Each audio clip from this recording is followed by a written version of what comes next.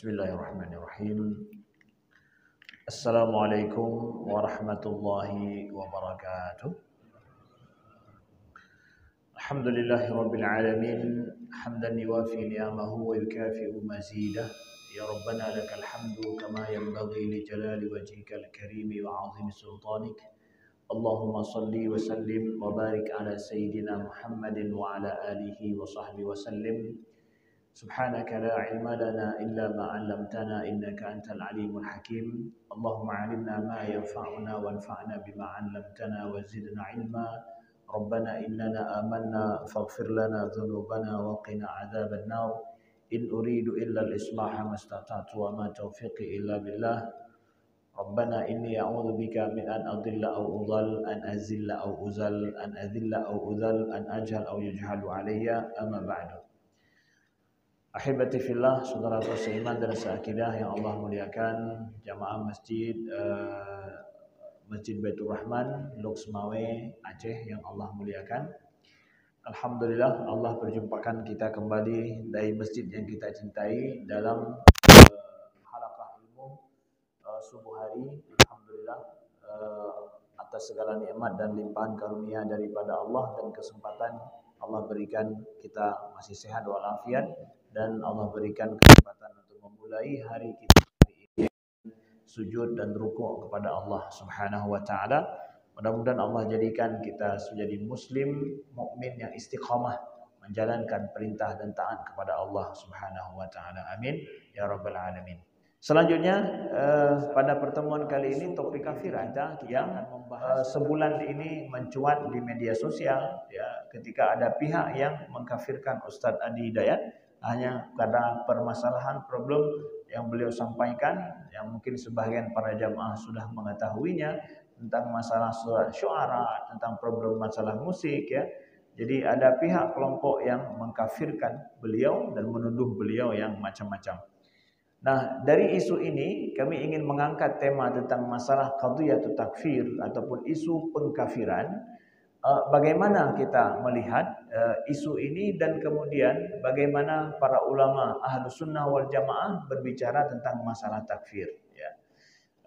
Karena isu takfir ini bukan gara-gara masalah ada yang mengkafirkan seorang ustadz saat ini, tetapi isu takfir ini sudah ada dalam rentetan masa sejarah sekte-sekte di dalam Islam ya. Sejarah sekte-sekte di dalam Islam, firqah-firqah di dalam Islam itu sudah ada qadhiyatut takfir ini dan telah dibahas oleh para ulama dan dia akan terus bergulir.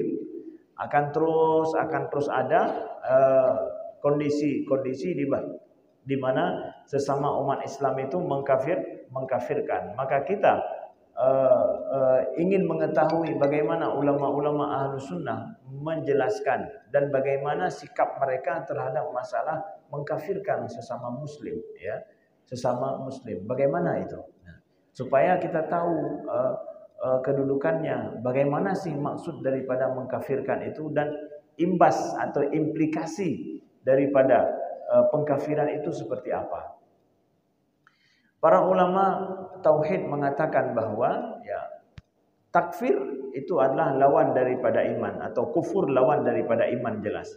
Kalau iman artinya adalah tasdik bima jaa bihi Rasulullah sallallahu alaihi wasallam, tasdik bi kulli ma jaa bihi Rasulullah sallallahu alaihi wasallam mimma ulima minad dini bid-darurah. Bahwa yang dikatakan dengan iman itu adalah membenarkan ya, mengakui dan membenarkan apa yang dibawakan oleh Nabi Muhammad sallallahu alaihi wasallam pada segala sesuatu yang bersifat adalah mimma ulima minad din bid-darurah, yang merupakan prinsip rukun-rukun prinsip ajaran-ajaran prinsip di dalam agama ini itu adalah mukmin. Ajaran-ajaran prinsip mengakui akan rukun iman, mengakui akan rukun Islam, membenarkan itu semua, kemudian membenarkan kalau riba itu haram, membenarkan kalau pembunuhan itu haram, mencuri itu haram, makan babi itu haram ya. Itu adalah perkara-perkara prinsipil dalam agama. Ya, perkara-perkara yang daruri seperti ini yang para ulama enggak ada beda pendapat satupun di situ, maka membenarkan meyakini itu semua itu termasuk adalah seorang itu dianggap mukmin. Ya. Sedangkan kufur, kafir adalah lawan daripada itu. Adanya orang yang mengingkari terhadap bima ja'a bihi Rasulullah sallallahu alaihi wasallam mimma ulima minad dini bidarurah, yaitu orang yang mengingkari terhadap apa yang dibawakan oleh Nabi Muhammad sallallahu alaihi wasallam daripada perkara-perkara yang prinsipil. Ya. Perkara tentang rukun iman, tentang rukun Islam, dan juga tentang masalah yang diharamkan dan diwajibkan di dalam Islam, bahwa salat itu wajib, ya. Kemudian babi itu haram, kemudian menikahi dengan maharim, menikah dengan yang menjadi mahram kita itu haram, ya. Kalau ada orang yang menghalalkan nikah dengan ibunya, halal nikah dengan adiknya, itu bisa menjadi kufur. Kenapa? Karena ini adalah perkara prinsipil dalam agama, yang satu orang pun nggak beda pendapat di situ. Nah, maka makna takfir adalah orang menuduh orang muslim yang dia beriman kepada Allah, menganggap dia itu sudah tidak lagi beriman, menganggap dia telah mengingkari perkara penting dalam agama ini yang sudah menjadi ketetapan dan prinsip dalam agama. Seperti beriman kepada Allah yang satu, dia ingkari Tuhan yang satu. Nah, ini adalah perkara prinsipil. Mengingkari kalau riba itu haram, ini perkara prinsipil. Seseorang bisa jadi kufur. Mengingkari kalau jin syaitan itu ada, jelas dalam Al-Quran jin dan syaitan dikatakan ada, diingkari, ini bisa menjadi kufur. Maka pengkafiran ini, ya, terhadap diri seseorang secara pasti, jadi sosoknya itu implikasinya besar. Ya, seseorang menghukumkan kepada seorang muslim yang beriman, yang mukmin awalnya, ya, dihakimi dengan sebagai dia telah kufur, artinya bahwa dia, apa arti itu semua? Dia mengeluarkan sifat ataupun mengeluarkan iman dari pribadi orang itu dengan kata-kata dia. Jadi menyebutkan apa? Drone kafe, sonan nan fulan bin fulan nyan kafe. Kalau pegat leganya iman yang na dalam mati ganya dalam pribadi ganya ngeputubik leganya. Ya, dihakimi itu dia bahwa dia telah kafir. Kalau demikian implikasinya dalam Al-Quran kita katakan seorang yang kafir itu seperti apa? Yang menurut drone si urangnya kafir, berarti urangnya berhak bagi urang kafirnya. Dalam Al-Quran Allah berfirman, auzubillahi minasyaitonirrajim, bismillahirrahmanirrahim, innal ladzina kafaru wa matu wa hum kuffara falan yuqbala min ahadihim mil'ul ardi dhahaban walaw iftada bih ulaika lahum adzabun alim wa ma lahum min nasirin. Allah berfirman bagi orang-orang kafir. Jadi kalau orang yang menuduh seseorang muslim ataupun saudaranya dengan pribadi langsung dia itu kafir, berarti ini berhak dapat ayat ini nih. Ini masuk dalam golongan ayat ini. Apa itu? Sesungguhnya orang-orang yang kafir kata Allah dan mereka mati dalam keadaan kafir, fala yuqbala min ahadihim mil'ul ardi dhahaban wala iftada bih. Maka Allah tidak akan menerima dari seorang daripada mereka itu mil'ul ardi dhahaban, yaitu emas sepenuh bumi ini, wala iftada bih. Kalau dia ingin menebus atas kekufurannya itu tidak akan diterima oleh Allah. Ulaika lahum adzabun alim wa ma lahum min nasirin. Bagi mereka itu azab yang pedih dan tidak ada yang menolong mereka sama sekali. Nah, berarti urangnya akan jadi laginya kalau kita menghukumkan seseorang itu kafir. Innallaha la'anal kafirina wa 'adda lahum 'adzabas wa 'adda lahum sa'ira. Sesungguhnya Allah melaknat orang-orang kafir dan mempersiapkan bagi mereka sa'ira, api yang menyala, yaitu neraka yang sangat pedih dan menyala, azab di dalamnya yang sangat dahsyat. Khalidina fiha abada. Mereka akan kekal di dalamnya. La yajiduna waliyan wala nasira. Mereka tidak akan mendapatkan penolong dan pembantu sama sekali. Ya, sebagaimana akidah Ahlussunnah wal Jamaah bahwa orang kafir kalau masuk dalam neraka mesti khalidina fiha, maka akan kekal di dalamnya, enggak akan keluar. Nggak ada istilahnya berakhir masanya dia dalam neraka. Kalau kafir, meninggal kafir dan dihakimi oleh Allah dan dihukumkan oleh Allah dia masuk dalam neraka, maka akan kekal di dalamnya. Ya, maka seorang yang menuduh menghakimi seseorang muslim dengan kafir misalkan, maka dia menganggap bahwa orang ini kalau mati cocok jadi seperti ini, kekal dalam neraka, tidak pantas dapat rahmat Allah Subhanahu wa taala. Melaknat saja artinya mengeluarkan. Melaknat artinya adalah mengeluarkan seseorang dari rahmat Allah. Itu terkutuk namanya, terlaknat. Kalau dia menghakimi seseorang itu kafir, artinya bahwa dikatakan bahwa seorang ini kalau mati demikian, maka dia cocok dan pantas kekal di dalam neraka. Jadi luar biasa. Luar biasa imbas daripada kita mengkufurkan, mengkafirkan seseorang secara pribadi langsung, menghakimi dia. Padahal yang kita tahu ya, Allah yang mengetahui segalanya ya. Ketika dia mengkafirkan dengan berani terhadap seorang muslim, maka ini adalah sungguh sangat mengerikan dan luar biasa sekali. Maka kami ambil di sini apa yang dituliskan oleh guru saya sendiri, guru kami di Al-Azhar, Profesor Dr. Muhammad Said Ahmad Al-Musayyar, pembimbing saya sendiri ketika saya di S2. Ya. Beliau menulis tentang bagaimana menghukumkan kekufuran terhadap pribadi seseorang. Ya. Beliau menulis bahwa al-hukmu ala insanin ma bil kufri au birtikabi kabirah minal kabair fi atharihi dunyawiyah min iqamatil hudud la yakunu illa lil qada. Menghukumkan seseorang ya, dengan kekufuran atau mengerjakan irtikabil kabirah atau mengerjakan dosa besar. Dalam Islam ada dosa kecil, dosa besar. Kalau menghukumkan seseorang melakukan dosa besar yang berhak mendapatkan had. Had ini adalah hukuman khusus seperti dalam Al-Quran. Kalau bunuh, dia dibunuh. Itu qisas, itu namanya had. Kalau dia berzina setelah menikah, maka dia adalah kena rajam. Ya.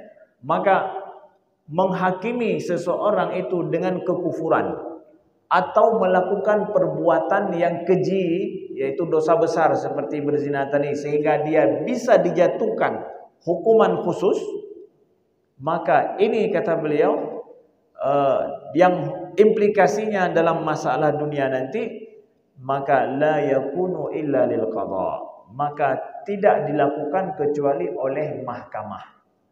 Mahkamah yang menjatuhkan itu bukan pribadi orang.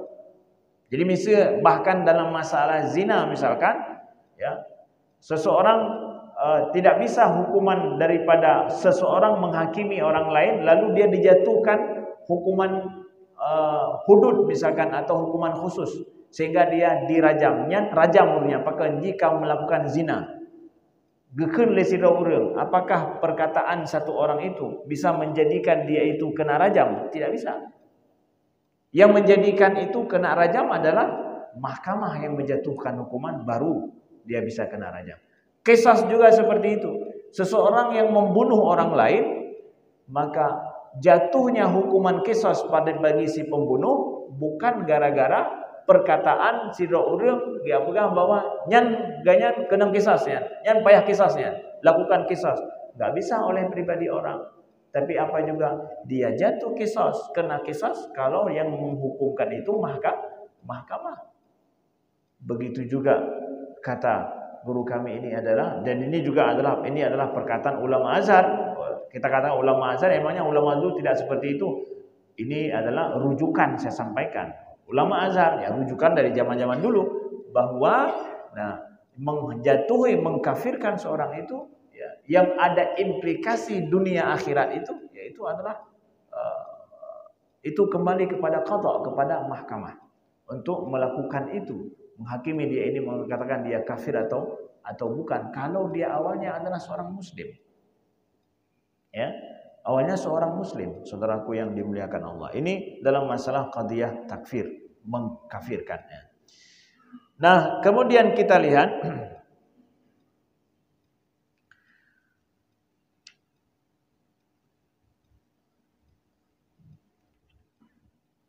di dalam masalah kekufuran ini atau pengkafiran ini, nanti di akhirat bagi orang tersebut ya, ataupun ketika di dunia seseorang menghakimi seorang itu dengan kafir, apakah ada celah? Ya, ada celah kalau sebenarnya boleh saja orang itu adalah dirahmati Allah Subhanahu wa taala. Nah, makanya kita lihat ini riwayat dalam hadis bagaimana ahlu sunnah melihat ya, masalah mengkafirkan orang lain itu sangat sensitif sekali dan itu sangat mengerikan dan itu adalah sungguh sangat harus hati-hati. Pertama kita lihat riwayat daripada Imam Bukhari, hadis yang sahih, riwayat yang sahih tentang yang terjadi dengan Usamah bin Zaid. Usamah bin Zaid dalam sebuah peperangan beliau melaporkan kepada Nabi kalau beliau membunuh musuh dalam peperangan. Yang musuh ini dia ketika mau dibunuh sempat mengucapkan la ilaha illallah Muhammad Rasulullah. Yang tengah memperang dua ke. Jadi tengah betul-betul melihat dua ke. Yang musuhnya ingin membunuh beliau, beliau juga ingin membunuh dia karena dalam perang memang perang. Ya, perang dalam perang ya, orang yang memerangi kita karena kita beriman kepada Allah dan dia memerangi kita itu adalah boleh untuk dibunuh karena dia ingin membunuh kita. Tapi ketika Usamah bin Zaid berhasil beliau mengalahkan musuh ini, mau dihabisi oleh Usamah bin Zaid, si musuh ini kemudian mengucap, kenapa tinggal gecang macam itu selesai urusan. Tapi dia ucapkan la ilaha illallah Muhammad Rasulullah. Ya. Usamah menganggap nyawa untuk tameng mendamnya supaya selamat, nyawa selamat roh. Ya. Ini kan kita lihat konteksnya sesuai apa nenanya. Menyai betul-betul di Miman pakan han dari awal di Miman be ya perang danyo pakan ba kena cang terakhir ikan la ilaha illallah nyo berarti panenai. Usamah bin Zaid berpikir demikian, maka kepabihannya anak kira dilaporkan kepada Nabi sallallahu alaihi wasallam. Ya. Ketika Nabi mengetahui ini dilakukan oleh Usamah, ya, Nabi marah besar. Kata Nabi, asyaqaqta qalbah. Memangnya engkau bisa melihat hatinya, engkau buka hatinya, engkau lihat bahwa dia itu dusta dengan kata-katanya itu. Berkatakan, jik takalan hati urungan, Nabi. Beha kata apa ni la ilaha illallah. Bungah Nabi. Sampai Usamah mengatakan, andai kata lun urungan baru pertama Islam. Ya. Artinya apa? Andai kata saya baru masuk Islam, artinya apa? Menyuruhnya kita Islam kan ampun desya mendung. Ya. Marah Nabi SAW gara-gara seperti itu. Tapi punya konteks takalan ya betul sih dia sama hai pani namanya kajinya gara-gara talu ikutnya mihanan talu sama ikut dan ya hanang kira kepabe. Tapi lihat Rasulullah SAW bahwa mengatakan bahwa oh kata hanjat tahu ko hati urang kaikun la ilaha illallah, maka man qala la ilaha illallah asamu minni dima'ahum wa amwalahum, kata Nabi. Siapa yang mengucapkan la ilaha illallah, maka itu terpelihara harta dan darahnya, darah dan hartanya, kata Nabi. Tak boleh taruh darah orang yang mengucapkan la ilaha illallah walaupun dalam konteks apapun seperti itu. Nah, jadi jangan mudah sekali untuk menghakimi atau menganggap kafir orang lain. Dalam konteks ini saja nih, dalam perang kahe Usamah kara nyahana gedume perubah haji jadi hipoh kanyan. Tapi la ilaha illallah. Tidak dimarahi oleh Nabi sallallahu alaihi wasallam ya, dia mengatakan buana kata kalau nanti haji. Ya. Maka kita katakan juga demikian. Bagi siapa saja yang mudah mengkafirkan saudaranya yang muslim yang lain. Kada kata kalaunya hati urunyan padahal ganyang kesemayang tapi urunyo. Dia solat sampai hari ini, dia sampai hari ini mengajak kebaikan kepada orang, bagaimana mudah engkau mengkafirkan saudaramu. hanya pada masalah yang, apalagi kita katakan masalah yang diperbincangkan itu adalah masalah ulama, di situ ada yang beda pendapat. Bukan masalah memang ulama minan dini bidarurah, yang ulama tidak ada beda pendapat di situ. Nah.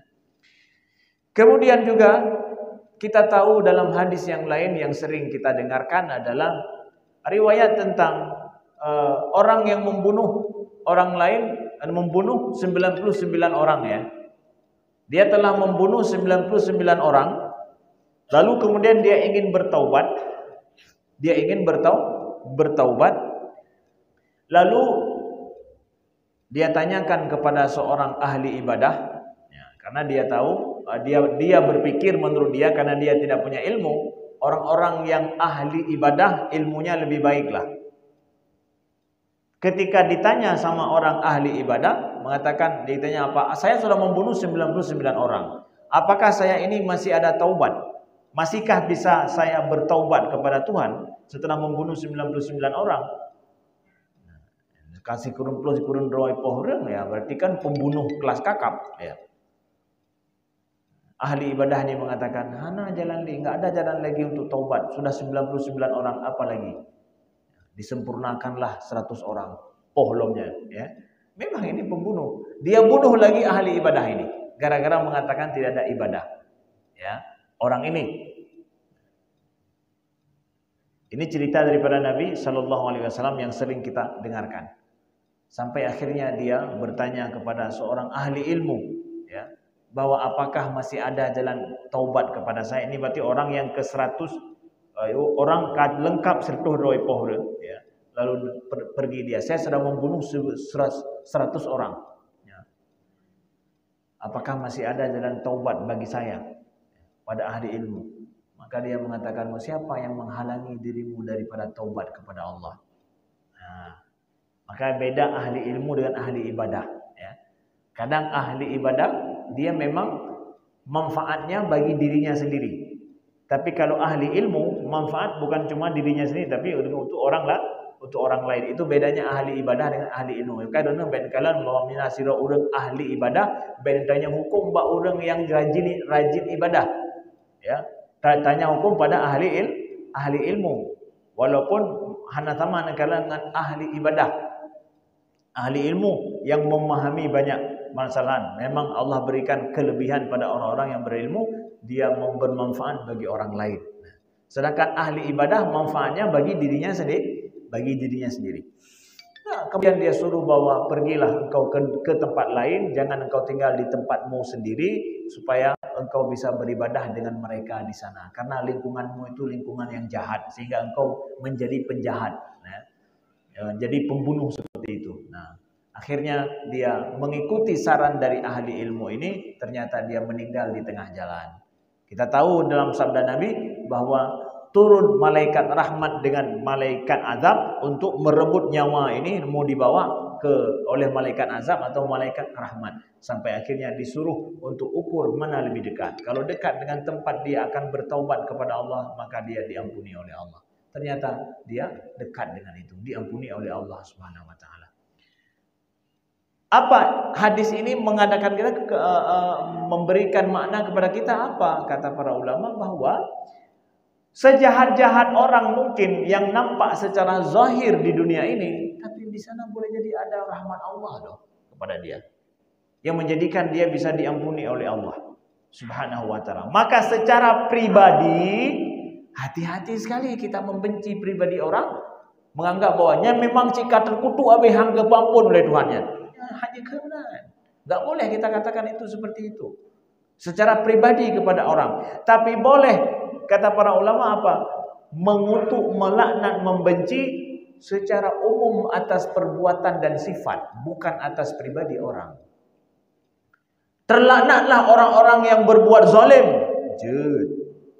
Terlaknatlah orang-orang yang menipu dan berbuat curang. Boleh. Karena dalam Al-Quran Allah katakan begitu. Ya. Allah azab orang-orang yang berbuat zalim. Allah azab orang-orang yang menjadi berbuat curang. Orang yang berbuat kerusakan di muka bumi. Merugikan orang lain. Tapi hanya dengan bahwa Fulan bin Fulan terlaknat dia. Tak bisa. Hanya Enggak boleh secara pribadi. Ya. Karena ada riwayat-riwayat yang Nabi katakan kepada kita. Contoh ini dalam riwayat Imam Muslim juga bahwa anna Rasulullah sallallahu alaihi wasallam haditha anna rajulan qala wallahi la yaghfirullah li fulan. Jadi pernah Nabi diceritakan kepada beliau bahwa ya Rasulullah fulan itu mengatakan bahwa wallahi la yaghfirullah li fulan. Bahwa demi Allah enggak akan mengampuni si fulan itu. Nah yang kebenaran. Ya. Ini ada yang melaporkan kepada Nabi, ya Rasulullah, ada seseorang yang mengatakan bahwa demi Allah enggak mengampuni si fulan itu. Jadi kan udah pribadi ini langsung nih. Udah pribadi langsung dia katakan, "Nyen Tuhan hang pampun lejihnya." Ini hati-hati sekali kata-kata ini. Ya. Kenapa kemudian kata Nabi, "Wa annallaha ta'ala qal man dzalladzi yata'alla 'alayya alla aghfiru li fulan." Siapa yang dia itu membanggakan dirinya mengatakan bahwa aku tidak akan mengampuni si fulan. Ini Allah mengatakan kepada orang ini, kata Nabi, bahwa kalau ada orang yang berani mengatakan bahwa Allah hanya ampun si fulannya ini, ya, Allah enggak akan mengampuni lagi dia. Allah enggak akan mengampuni dia. Maka Allah berfirman kepada orang yang mengatakan ini, Allah katakan kepada dia, siapa yang menyombongkan dirinya, yang congkak bahasa kita, mengatakan Allah tidak akan mengampuni kepada si fulan, bahwa aku tidak akan mengampuni si fulan, fa inni qad ghafartu li fulan wa ahbattu amalak, maka saksikan bahwa aku ampuni si fulan itu dan aku batalkan amalan-amalanmu. Ahbattu amalak artinya apa? Seorang yang berbuat amalan hanya dikira oleh Allah Subhanahu wa taala. Jadi justru amalan orang yang keun Allah hangga ampuni si fulan nyan bisa batu amalan nyan gara-gara keunnya. Enggak boleh sembarangan menuju pribadi orang mengatakan bahwa ni nah hang ampun le nya he gitu bah ampun le bahnan. Hanya keun. Kita rahmat Allah itu luas. Kita enggak tahu bagaimana rahmat Allah Subhanahu wa taala. Seperti pembunuh tadi yang sudah 100 orang dia bunuh. Ternyata dia meninggal. Nah setelah dia dapat ampunan daripada Allah. Maka pribadi enggak boleh. Yang boleh adalah kita benci perbuatan dan sifat orang-orang yang berbuat zalim, tapi tidak pribadi. Ya, tidak pribadi, saudaraku yang dimuliakan Allah. Begitu juga pernah dalam kisah terjadi. Kisah seorang sahabat, misalkan ini sebagai cerminan kita lihat bagaimana sensitif sekali permasalahan menghukum orang lain dengan perbuatan. Perbuatan gara-gara nampak perbuatan yang dia lakukan kita hukum yang tidak benar kepada dia. Itu adalah kisah seorang sahabat yang bernama Hatib ibnu Abi Balta'ah. Seorang sahabat Nabi ini yang ikut perang Badar, Hatib ibnu Abi Balta'ah. Saya pikir dulu pernah di awal-awal saya ceritakan kisah ini di sini. Hatib ibnu Abi Balta'ah ini adalah sahabat Nabi yang ikut perang Badar. Jadi ketika Nabi akan melaksanakan Fathu Mekah, jadi Nabi akan melakukan Fathu Mekah. Ini adalah perang besar pembebasan kota Mekah daripada orang musyrikin. Setelah banyak orang musyrikin itu tidak lagi tidak mau menepati janji dengan Nabi, padahal sudah buat perjanjian yang banyak, tapi tetap saja mereka ingkari. Sampai Nabi akhirnya mengambil kesimpulan untuk Fathu Mekah, untuk membebaskan Mekah. Jadi perang besar membebaskan kota Mekah. Maka rahasia tentang pembebasan kota Mekah ini betul-betul dirahasiakan oleh Nabi SAW. Tidak boleh ada yang tahu. Hanjitna yang jangan sampai orang musyrikin tahu. Tapi ternyata ada seorang sahabat ahli perang Badar membocorkan rahasia ini. Dikirimkan berita bahwa Nabi sudah mempersiapkan untuk perang Fathu Mekah ini, ya, dengan jumlah pasukan sekian, dan kapan Nabi akan mulai menyerang Mekah, akan pergi ke Mekah untuk membebaskan Mekah. Dikirimkan oleh Hatib, namanya beliau ini Hatib ibnu Abi Balta'ah, dikirimkan berita ini melalui seorang wanita. Seorang wanita yang pergi ke Mekah dan dititipkan berita ini kepada orang-orang Quraisy di Mekah, pada pembesar-pembesar Quraisy. Ya. Sampai Nabi diberi kabarkan oleh malaikat bahwa ada yang membocorkan berita ini, dan berita ini dibawa oleh seorang wanita yang mengendarai onta. Nabi suruh Ali bersama dengan beberapa orang sahabat susul seorang wanita yang nanti engkau akan berjumpa di daerah, saya lupa nama daerahnya. Engkau akan menjumpai dia di daerah ini dan ambil tulisan yang ada bersama dia. Ali tahu itu kata Nabi dan langsung beliau lari menyusul wanita itu dan sampai dia di tempat yang Nabi katakan. Jadi Nabi telah memperkirakan bahwa dia berapa lama wanita ini berjalan, berapa lama disusul oleh Ali bin Abi Thalib. Jumpa wanita ini memang di situ. Jadi luar biasa memang. Ini berita daripada malaikat. Sampai ke situ bahwa dilihat bahwa kata Ali bin Abi Thalib, berikan tulisan yang ada bersama dengan wanita ini. Mengatakan, saya nggak punya tulisan apa-apa, saya tidak membawa apa-apa. Berikan. Tidak, saya tidak punya apa-apa. Ya. Disembunyikan dalam baju. Jadi tempat yang paling pah gesop yang menyaurina ke dalam baju yang kanyan. Baju yang urat tayo agam kah jadi berkata apa? Kaji nek danyo nyamun dan wate tala kepeng ni danyo pai duit peng. Ya, pai duit peng ni. Tiga masjid model lagi peng, masjid peng, duit peng yang pai duit ya. Ya, betul. Tempat yang paling aman ya. Ya. Jadi nyo menancit ya. Ketika ditaruh di tempat itu sampai Ali mengatakan, engkau berikan, kalau tidak aku buka bajumu. Karena Ali yakin kan Nabi sudah bilang, belum buka baju kata, menyahana katabi. Ya. Karena Ali yakin sudah, pasti ada bersama dia. Karena Nabi bilang begitu. Akhirnya wanita ini pun menyerah dan mengeluarkan tulisan itu. Dan lalu dibawa pulang oleh Ali bin Abi Thalib tanpa dibuka tulisan itu. Sampai kepada Nabi, dibuka oleh Nabi, dibaca oleh Nabi bahwa yang menulisnya adalah Hatib ibn Abi Balta'ah. Terkejut Nabi. Ini para sahabat semua juga terkejut. Ini Hatib ini kan kawan kita. Ngon katanya, ya. Ikut perang Badar lagi. Sampai Umar marah, ya Rasulullah, izinkan aku pancung lehernya. Kata Nabi, lah, jangan wahai Umar. Dia ini ahli Badar. Dan ahli Badar itu diampuni oleh Allah dosa-dosanya, nggak bisa. Anjir. Datanya mendamai Nabi, kita tanya kepada dia apa sebabnya dia melakukan ini. Nah, kemudian Hatib mengatakan bahwa, ya Rasulullah, aku melakukan itu adalah bukan gara-gara aku ridho dengan kafir atau aku ingin membela orang kafir, bukan ya Rasulullah.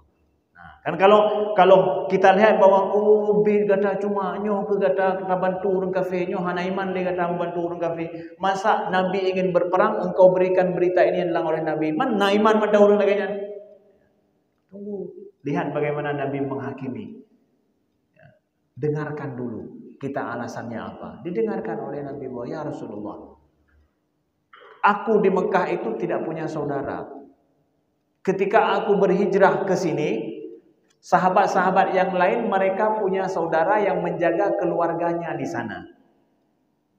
Karena orang Mekah itu kan jalinan persaudaraan menjadikan mereka terjaga walaupun beda secara iman ya. Tapi gara-gara keluarga katanya nyan syara katanya nyan hanya si walaupun lagi yang jaga nyan syara. Sedangkan aku enggak punya kerabat yang seperti itu. Yang menjaga keluargaku yang masih ada di Mekah. Maka aku memberikan kabar ini adalah kepada orang-orang pembesar Mekah demi mereka menjaga saudaraku di sana, bukan gara-gara aku ingin menganggap bahwa membela mereka atau kekufuran terhadap mereka atau aku kufur, bukan ya Rasulullah. Aku tahu bahwa Allah pasti akan mengalahkan mereka dan Rasulullah akan mampu mengalahkan mereka dan azab Allah akan turun kepada mereka. Itu pasti itu. Enggak akan, berita yang aku sampaikan ini sama sekali tidak akan berpengaruh kepada mereka. Aku tahu itu, aku beriman seperti itu. Aku hanya ingin sedikit mereka demi untuk keluarga aku ya Rasulullah. Oh menan kata kubur rupanya. Ilun hana syarah ini. Ya. Urungnya nak syarah mandum ini. Lu hana syarah, anak tahu jaga anak dengan bermulu ini. Kata Nabi, dia sudah berkata jujur. Jujurnya. Kan gara-gara membantu orang kafir. Maksudnya dari awal bukan. Diampuni oleh Nabi Sallallahu Alaihi Wasallam. Tidak dianggap dia kafir, tidak ini. Nah, padahal konteksnya seperti apa lihat.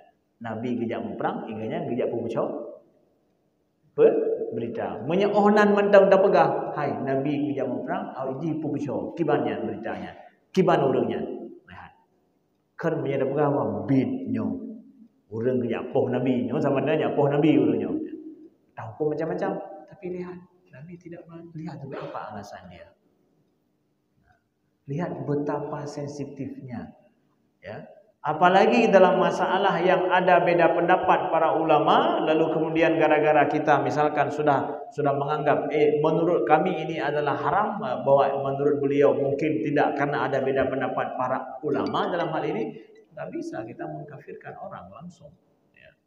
Ini bukan masalah yang mujma' alaih, yang dimana semua orang seperti mengetahui babi itu haram, begitu juga misalkan meninggalkan sholat itu haram. Nah, di akhir daripada ini adalah kami ingin sampaikan bagaimana Imam Al-Ghazali, sebelum Imam Al-Ghazali saya sampaikan ini adalah daripada Abu Hasan Al-Asy'ari sendiri. Ya. Imam Abu Hasan Al-Asy'ari sendiri yang dinukilkan oleh Imam Izzuddin Al-Iji dalam kitab beliau, Kitab Al-Mawaqif. Kitab Al-Mawaqif ini adalah kitab akidah yang menjadi diktat kuliah kami di akidah di Al-Azhar. Saya tahun 4 dan S2, ya, diktat kami adalah ini. Jadi kita lihat Imam Abu Hasan Al-Asy'ari menuliskan dalam kitab beliau Maqalat Al-Islamiyyin, kata beliau, ikhtalafal muslimuna ba'da nabiyihim alaihi salam fi asya. Dallala ba'duhum ba'da wa tabarra'a ba'duhum an ba'din. Fasaru firaqan mutabayyinina illa anna al-Islam yajma'uhum wa yu'ammimuhum. Fahadha madhabu wa alaihi aktsaru ashabuna. Imam Izzuddin Al-Iji menukilkan Imam Abu Hasan Al-Asy'ari mengatakan apa? Bahwa ikhtalafal muslimun, orang-orang muslim berbeda pendapat ba'da nabiyihim, setelah Nabi Muhammad sallallahu alaihi wasallam fi asya, pada banyak hal. Kita tahu bahwa munculnya firqah-firqah, sekte-sekte itu kan setelah Nabi wafat, setelah satu abad setelah Nabi kan banyak muncul sekte-sekte, firqah-firqah. Kata beliau ikhtalafa muslimun, jadi yang berbeda pendapat dalam sekte-sektenya semuanya muslimun, kata beliau. Jadi yang beda-beda pendapat, nak orang Khawarij, orang Murji'ah, nak orang Syiah, nak orang Nyamadum, yang kan terjadi setelah Nabi mendumnya. Kata beliau, nyan orang-orang Islam beda pendapat. Pertama lagi pakai kata-kata Islam. Nyan orang-orang Muslim yang beda pendapat. Hana gepegah satu kelompok Muslim yang lain kafir mendung. Hana gepegah apa? Muslimun ikhtalaf.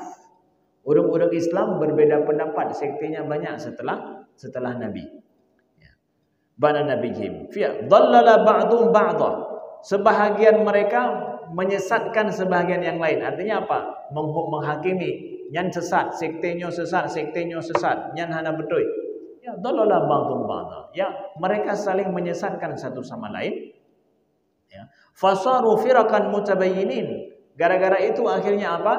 Menjadilah mereka firqah-firqah yang berbeda satu sama lain. Jadi hanya dapat sepat le. Kenapa? Yang ini menganggap itu sesat, yang itu menganggap ini sesat. Jadi kepada ini dia tanpa merompak lah. Ya. Enggak bisa disatukan lagi, sudah saling menyesatkan. Ya. Bukan mengkafirkan, ya, mensesatkan. Nah.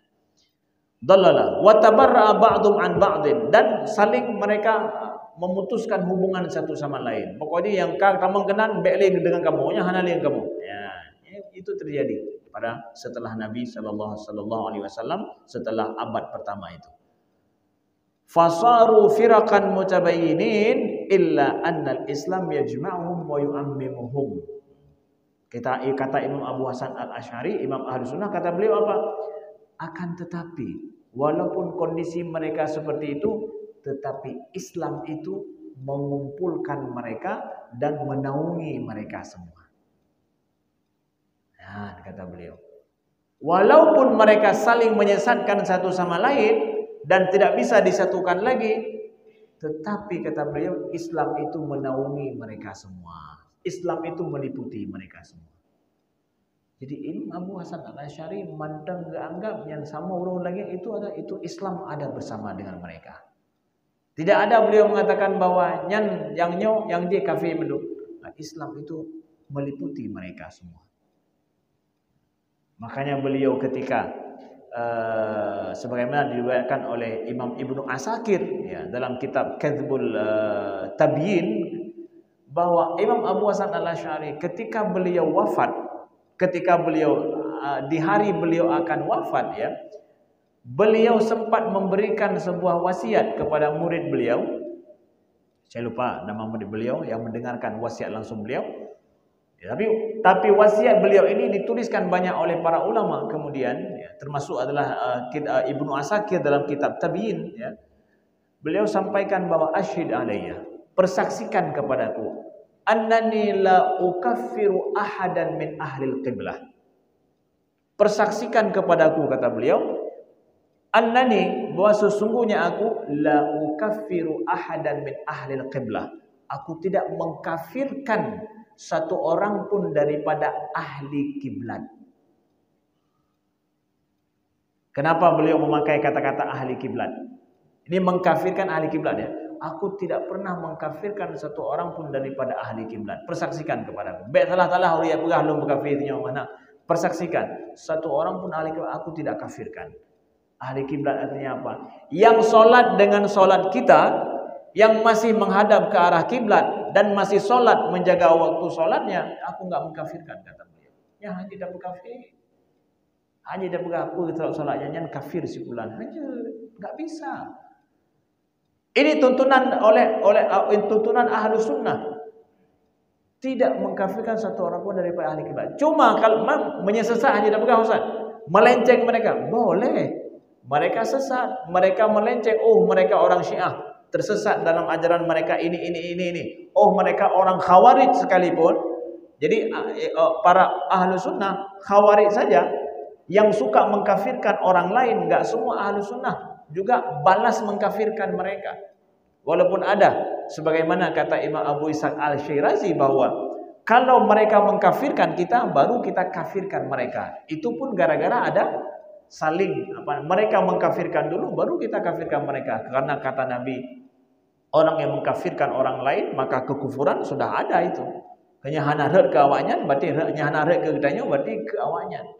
Maka ada sebagian ahlu sunnah, ulama ahlu sunnah yang mengatakan bahwa enggak boleh mengkafirkan orang kecuali yang mengkafirkan kita. Tapi ada juga imam ahlu sunnah, ulama ahlu sunnah yang mengatakan bahwa walaupun sudah mengkafirkan kita, dia masih satu kiblat dengan kita, tidak dikafirkan karena masih ahli kiblat. Tapi kita katakan dia sesat, nyan hana betul dalam masalahnya, ya. Mereka melenceng dalam masalah ini, boleh. Tapi menyesatkan dengan mengkafirkan kan beda hukumnya. Nah, ini dia. Perlu diketahui. Kan berarti hana dapat kafir, hanya dapat sesat awalnya. Boleh disesatkan. Sesat dalam masalah 1, 2, 3 hal. Ya. Oh, ini yang sesat awalnya. Seperti orang Khawarij yang menganggap kafir orang lain yang berbuat dosa besar. Ya. Yang kafir mendung berbuat dosa besar, kafir mendung menurut awalnya, dan masuk dalam neraka khalidina fiha menurut awalnya. Menurut awalnya kita katakan bahwa itu sesat, menyesatkan. Tidaklah orang berbuat kesalahan dan dosa besar dihukumkan kafir. Tidak. Menurut ahlu sunnah. Nah, bagaimana saudaraku yang dimuliakan Allah. Sehingga satu kaidah penting dari Imam Al-Ghazali saya sampaikan di sini juga untuk melengkapkan informasi kita.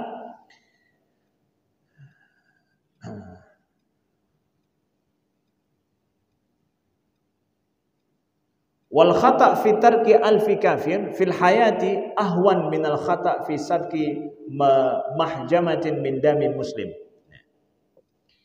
Jadi kesalahan dalam meninggalkan satu orang kafir dalam dunia ini lebih baik daripada atau lebih ringan daripada kesalahan di dalam menghalalkan darah orang muslim. Mengkafirkan seorang muslim itu sama dengan menghalalkan darahnya, menghakimi dia itu kekal dalam neraka.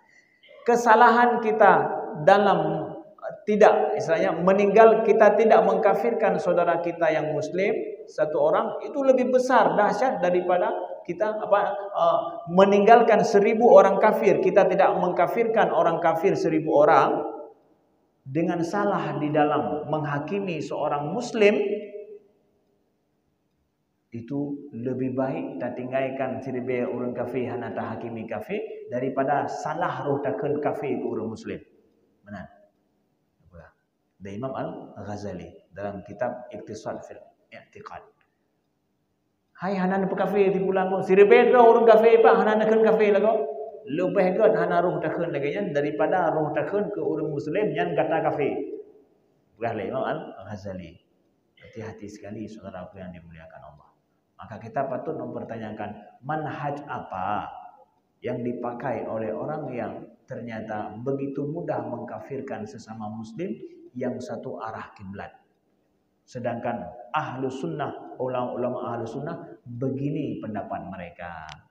Maka ikut pendapat siapa yang mudah mengkafirkan orang lain itu. Wallahu a'lam wa nisbatul ilmi ilai aslam. Terima kasih. Kalau ada pertanyaan kami persilakan. Ya. Ya. Waalaikumsalam warahmatullahi wabarakatuh.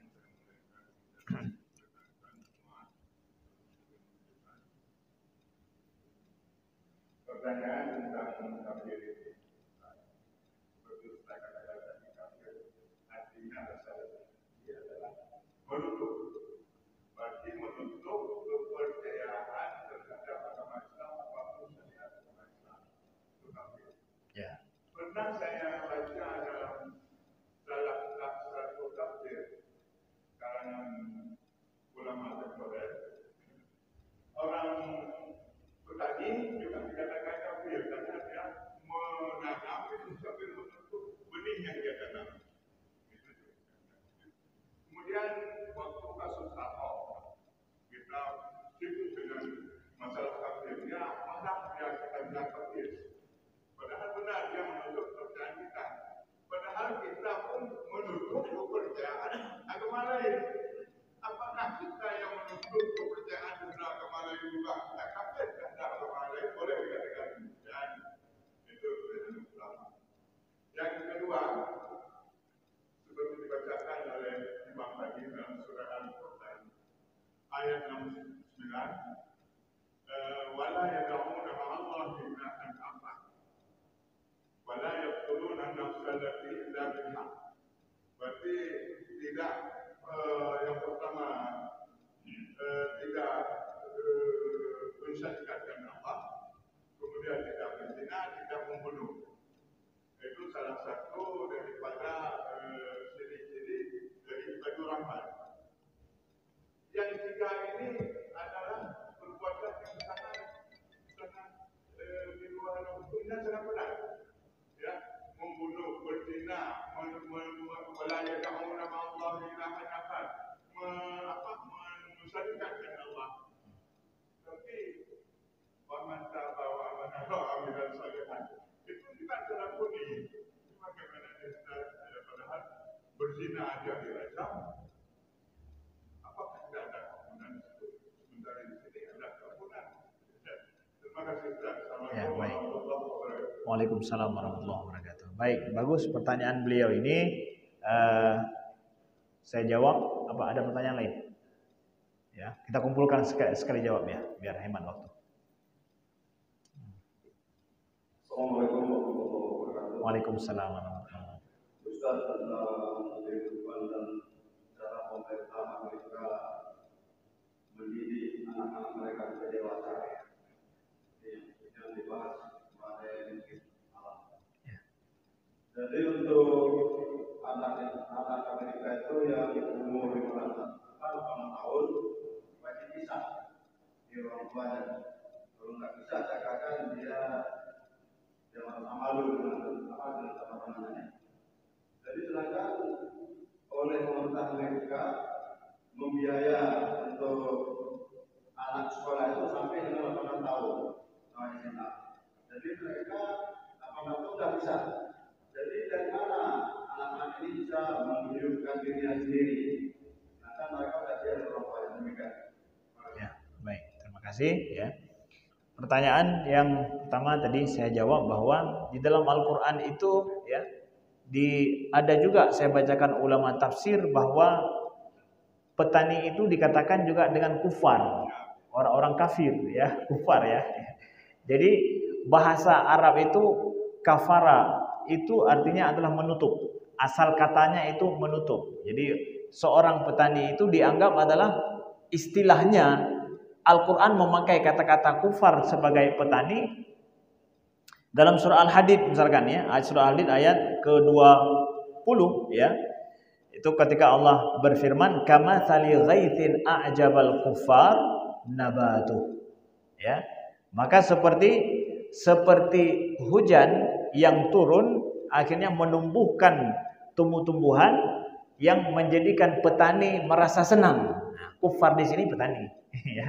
Itu adalah surah Al-Hadid. Makanya betalah ada kufar sama wazan ni mendum nyo bentuk je nyo urun kafir. Nah, yang perlu kepada ini. Asal katanya itu ya. Maka kemudian dari situ diambil orang kafir itu yang keluar dari Islam atau enggak percaya kepada Islam dianggap kafir, dipakai kata-kata kafir juga. Kenapa? Karena mereka menutup kebenaran yang sudah mereka tahu, mereka tutupi dan mereka ingkari. Sedangkan orang kafir yang enggak mengetahui kebenaran sama sekali, apakah dia kafir akan nanti neraka juga akan kekal di dalamnya? Ini beda pendapat para ulama. Yang jelas-jelas dianggap kafir itu udah tahu kebenaran, ingkari. Kebenarannya sempurna sampai kepada dia ingkari. Seperti kafirnya Abu Lahab, Abu Jahal, ya, Uqbah bin Abi Mu'aid pada masa Nabi sudah lengkap sempurna. Nabi datang dengan membawa ajaran dengan baik dan dia dengarkan langsung dengan kepala mata mereka, tapi mereka tutupi kebenaran. Itu kufar, kafir jelas-jelas itu ya. Sedangkan kebenaran tidak sampai, jadi jihadnya dipu-tepu ya. Kibannya yang itu para ulama beda pendapat, bahkan yang mengatakan bahwa dia boleh jadi selamat karena dia tidak sampai kebenaran padanya. Jadi dia tidak menjadi kafir yang kekal dalam neraka. Kemudian Ustaz itu kan dalam surat dalam surah Al-Furqan yang dibacakan oleh imam kita tadi, itu adalah orang-orang yang dapat rahmat Allah menjadi ibadur rahmanil ladzina yamshuna 'alal ardi hauna, kemudian alladzina la yad'una ma'allahi ilahan akhar wa la yaqtuluna an-nafsa allati harramallahu illa bil haqq wa la yaznun. Itu tidak mensekutukan Allah, tidak berzina dan tidak membunuh orang lain. Tapi kemudian wa man taba wa amila shalihan fa innahu yatubu ila Allahi mataba. Tapi kan akhirnya juga Allah mengatakan siapa yang bertaubat, berbuat amal soleh, Allah akan bertaubat baginya, memberikan dan menerima taubatnya. Jadi ternyata diampuni juga oleh Allah walaupun dia itu. Iya, walaupun orang berbuat dosa besar ada keampunan, tapi kan dirajam Ustaz. Kalau berzina dia sudah menikah kan dirajam. Rajam itu sendiri taubat dia. Ya. Orang yang berzina, dia siap untuk dirajam, kemudian rajam itu taubat dia. Makanya ketika ada seorang zaniyah pada masa Nabi berzina, kemudian dirajam oleh Nabi, ada sahabat yang marah, gurung, caci lah, dong marah, pegat dosa besar. Kata Nabi SAW, jangan engkau mengutuk dia. Kalau dibagi, kalau taubat dia ini kita bagi-bagi untuk orang Madinah, ini sampai orang Madinah semua dapat taubat dia ini, kata Nabi. Dumnan besar istilahnya, begitu besar taubat dia. Jadi ketika seorang berbuat dosa besar dia dirajam, itu salah satu mekanisme taubat dia. Justru sekarang menjadi pertanyaan, kalau misalkan berzina, jelas-jelas misalkan dia tidak dirajam, apakah taubatnya diterima atau tidak? Itu kembali kepada Allah. Tapi kalau dia siap dirajam karena mengakui kesalahannya, itu diterima, itu sudah makbul taubatnya. Enggak ada lagi dosa di akhirat. Umar dan Kuliro punya menang jadi gerajam tanggalnya kaji enam talah pegah pemerintah ya. Tapi seorang ingin enggak mau dirajam, tapi dia ingin bertaubat dengan sendirinya sembunyi-sembunyi, bisa diterima taubatnya? Bisa juga kata para ulama, kenapa tidak? Mahan baik itu boleh kau punya. Cuma kan enggak tahu pasti. Nyok diterima Tuhan dia Allah ya. Tapi harapan diterima, mudah-mudahan. Tapi kalau dia masuk mekanisme rajam, udah, itu udah. Setelah itu taubatnya paling besar itu. Udah, betul-betul dia taubat dan jadi ibrah bagi orang lain. Gara-gara dia, orang lain pun akhirnya enggak berani buat dosa lagi. Kenapa? Kalau kalian kibah kena rajam ni, ya, handli lo kulanya. Nah, jadi dia menjadi syafaat bagi orang lain bahkan. Ya, begitu. Begitu juga orang yang kafir, kemudian dia taubat sebelum dia mati, seperti terjadi dengan Usamah bin Zaid tadi misalkan. La ilaha illallah kalau meninggal gitu. Semayang tan jaga tan mudah tak ikannya. Barangkali ke perang-perang gop, kalau meninggal gitu mereka la syahadu an la ilaha illallah wa anna muhammadar rasulullah. Plak meninggal ikannya. Kai ikannya. Nekeng kala barayu. Ya. Gimana misalkan? Ya bisa saja Allah terima taubatnya. Yang pasti sebelum meninggal. Tapi orang yang meninggal dalam keadaan kafir dan ridha dengan kekufurannya, diterima taubat oleh Allah, nyanyi kalah. Hanale ya, dianggap di dunia ini dia.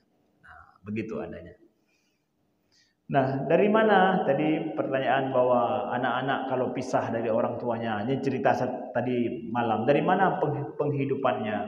Anak-anak di sana masa SMA itu sudah mulai kerja part time namanya.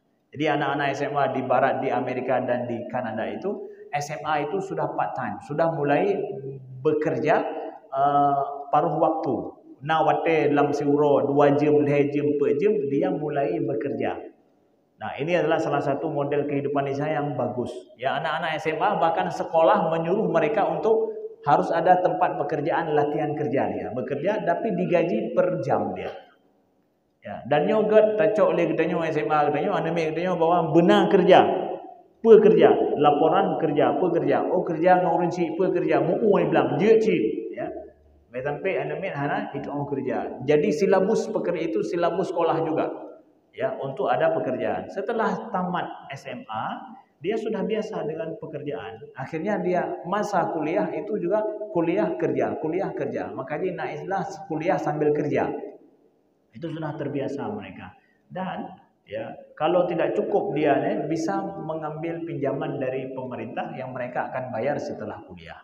Jadi ada mekanisme yang memang anime ide ya pegah dia oleh anime ini punya tim kerja lupa yang ustaz. Betul-betul punya tim kerja dia pegang hana perlele pempeng daripada ayah dia. Ji ke menan ya. Maka dia tak urut ini 18 tahun anak ke hai tinggal di rumah dia minta pengroi naik pada minta pengroi hana perlele ke ayah dia. Tapi anak yang mutua itim tinggal dengan ayah dengan mak dia 18 tahun ya mutua tak boleh. Senang tak nyo anak ke luar biasa. Nah, maka idonah punya anak di rumah ben dot. Ya. Alhamdulillah anak lu di rumah ben ada dot je. Mangki macam tengku nubina beget. Hai punya salah tetap nedet. Yalah ya. Salah nedet dengan cara yang ged ya. Nah. Benar. Kabe? Kas selesai. Oh sabar tu. Ged. Bah ganji eh. Hai hero ke ganji. Terakhir.